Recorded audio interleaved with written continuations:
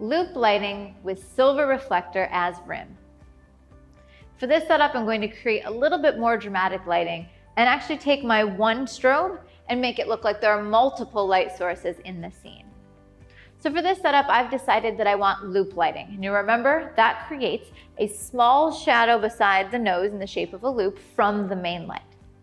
You'll also remember that the position of the subject's head changes what the lighting pattern looks like on her face. So right now, if she faces straight on, I actually have something that looks like Rembrandt lighting. If you take a look at the triangle underneath her eyes, the shadow of the nose has met the shadow of the cheek, creating Rembrandt. But if I turn her head just a little bit to her left, right there, now when I take the shot, so now if I look at the shadow created by her nose, I've got a loop shadow. It doesn't close to create Rembrandt. Neither is right or wrong. It just depends on the effect that you're going for. So in this setup, I would like to pop her out from the background a little bit more, and she has beautiful cheekbones and jawline. So I don't want that to blend in. So with a single strobe, right now I'm using an octabox as the main light on her face, I'm going to add a reflector. And this reflector, based on where I place it, is going to become a rim light. And so I'm watching with my eye and the modeling light to see exactly where the reflector is kicking light onto her jaw.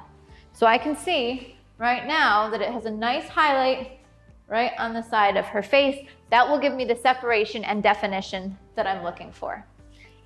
Okay. So that creates a really nice highlight.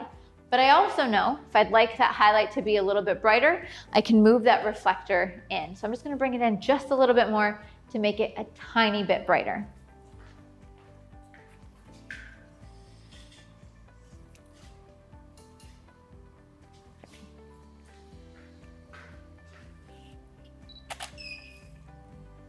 Great. So what I have in this setup is I have an octabox, and the angle of her face creates a loop lighting position. And then I've placed my reflector, in this case a silver reflector, so that it bounces more light, gives me a little bit sharper and more contrasty light, so that it creates a reflection on the side of her jaw.